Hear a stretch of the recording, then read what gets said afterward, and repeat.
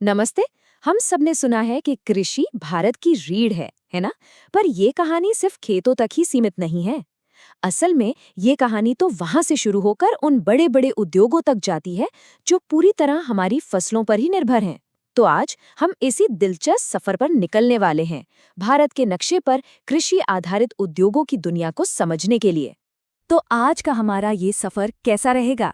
देखिए, हम इसे 5 हिस्सों में समझेंगे। सबसे पहले हम जानेंगे कि ये उद्योग आखिर होते क्या हैं। फिर हम कपड़ा, जूट और चीनी उद्योगों की दुनिया में गोता लगाएंगे। और आखिर में जो सबसे जरूरी बातें हैं, उन पर एक नजर डालेंगे। तो चलिए शुरू करते हैं। अब इससे पहले कि हम भारत के अलग अलग कोनों में घूमें, ये समझना बहुत ज़रूरी है कि जब हम कहते हैं कृषि आधारित उद्योग, तो इसका असल में मतलब क्या होता है। चलिए इसे थोड़ा आसान बनाते हैं। तो बात बहुत सीधी सी है। ये वो इंडस्ट्रीज हैं जिनका कच्चा माल यानी रॉ मटेरियल सीधे खेतों से आता है। जो कुछ भी किसान उगाते हैं वही इन फैक्ट्रियों की जान है। और यहाँ जो सामान बनता है वो ज़्यादातर हम और आप जैसे आम लोगों के इस्तेमाल के लिए होता है। आज हम जिन बड़े उद्योगों की बात करने वाले हैं वो यही 5 हैं। ये सिर्फ हमारी इकोनॉमी के लिए ही ज़रूरी नहीं है, बल्कि ये देश के लाखों लोगों को रोजगार भी देते हैं।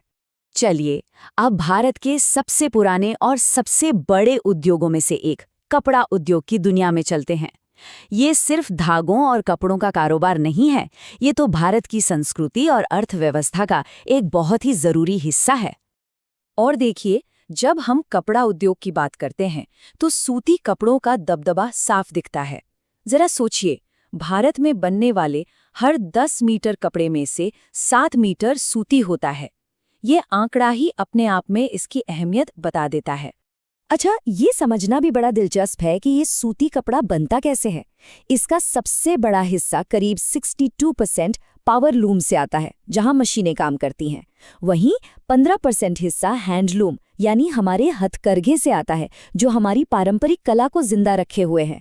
और जो बड़ी बड़ी मिलें हैं वो लगभग 6% का ही योगदान देती हैं। तो सवाल ये है कि ये फैक्ट्रियां हैं कहाँ? यहीं से हमारी भौगोलिक यात्रा शुरू होती है।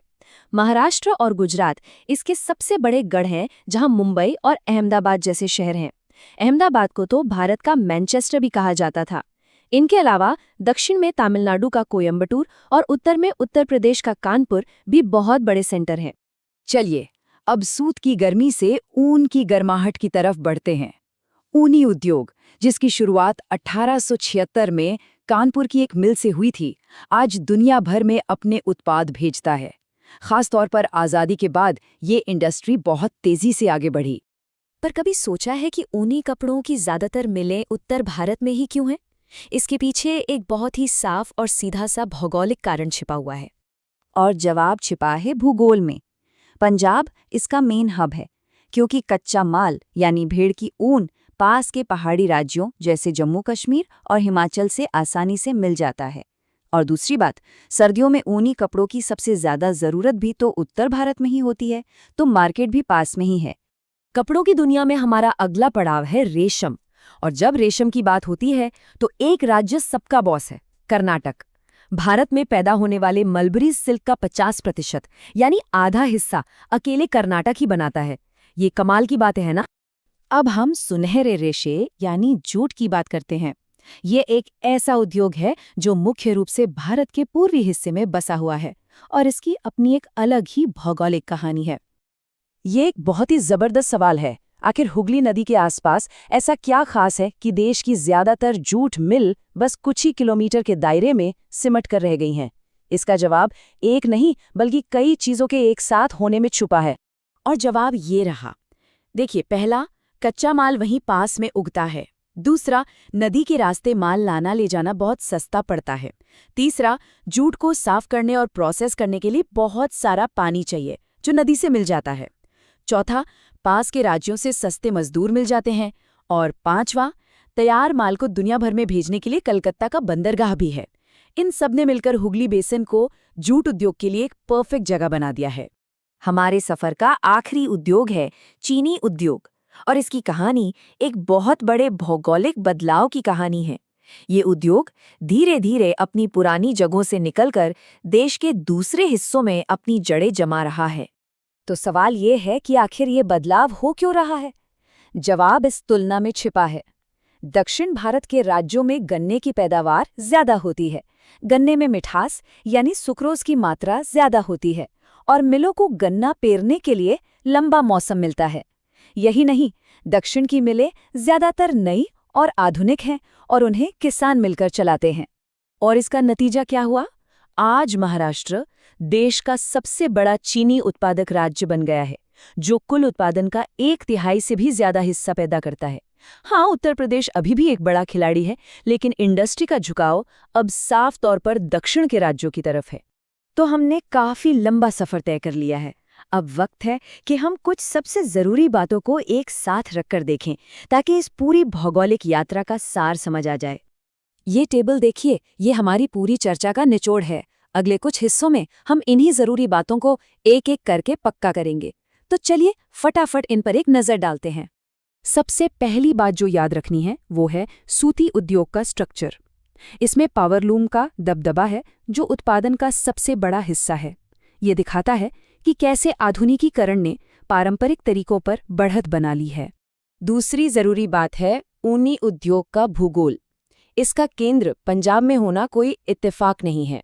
ये सीधे तौर पर पास के पहाड़ी भेड़ पालन इलाकों से कच्चे माल और उत्तरी बाजारों की मांग से जुड़ा हुआ है।